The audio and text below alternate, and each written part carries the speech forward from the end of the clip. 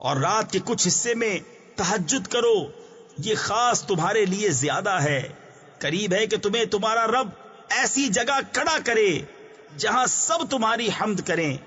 اے جھرمٹ مارنے والے، رات میں قیام فرما سوا کچھ رات کے، آدھی رات یا اس سے کچھ کم کرو، کچھ بڑھاؤ، اور قرآن خوب ٹھہر ٹھہر کر پڑھو۔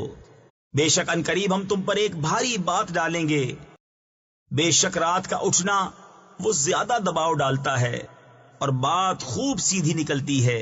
بے شک تمہارا رب جانتا ہے کہ تم قیام کرتے ہو، کبھی 2/3 رات کے قریب، کبھی آدھی رات، کبھی تہائی، اور ایک جماعت تمہارے ساتھ والی، اور اللہ رات اور دن کا اندازہ فرماتا ہے۔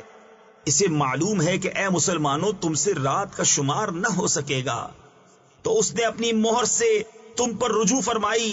اب قرآن میں سے جتنا تم پر آسان ہو اتنا پڑھو۔ اسے معلوم ہے کہ ان قریب کچھ تم میں بیمار ہوں گے اور کچھ زمین میں سفر کریں گے اللہ کا فضل تلاش کرنے، اور کچھ اللہ کی راہ میں لڑتے ہوں گے۔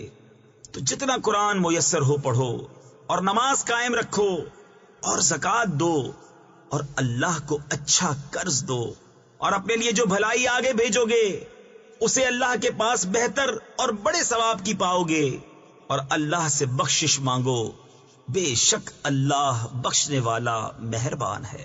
کیا وہ جسے فرما برداری میں رات کی گھڑیاں گزری، سجود میں اور قیام میں، آخرت سے ڈرتا اور اپنے رب کی رحمت کی آس لگائے، کیا وہ نافرمانوں جیسا ہو جائے گا؟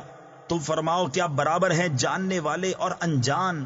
نصیحت تو وہی مانتے ہیں جو عقل والے ہیں۔ اللہ بن مسلمہ قامبی نے بیان کیا، ان سے امام مالک نے، ان سے ابن شہاب نے، ان سے ابو سلمہ عبد الرحمن اور ابو عبداللہ اغر نے، اور ان دونوں حضرات سے ابو ہریرہ رضی اللہ عنہ نے، کہ رسول اللہ صلی اللہ علیہ وسلم نے فرمایا کہ ہمارا پروردگار بلند برکت والا ہر رات کو اس وقت آسمان دنیا پر آتا ہے جب رات کا آخری تہائی حصہ رہ جاتا ہے۔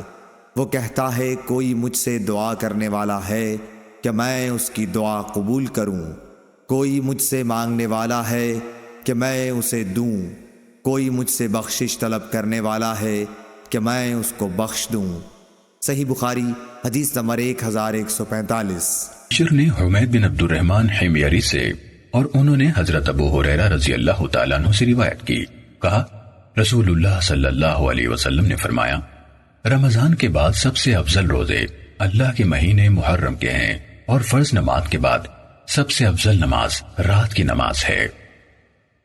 صحیح مسلم حدیث نمبر 2755۔ ابو سفیان سے روایت ہے، انہوں نے حضرت جابر رضی اللہ تعالیٰ عنہ سے روایت کی، انہوں نے کہا میں نے نبی کریم صلی اللہ علیہ وسلم سے سنا، آپ فرماتے تھے رات میں ایک گھڑی ایسی ہے جو مسلمان بندہ بھی اس کو پا لیتا ہے، اس میں وہ دنیا اور آخرت کی کسی بھی خیر اور بھلائی کا سوال کرتا ہے تو اللہ اسے وہ بھلائی ضرور عطا فرما دیتا ہے، اور یہ گھڑی ہر رات میں ہوتی ہے۔ صحیح مسلم حدیث نمبر 1770۔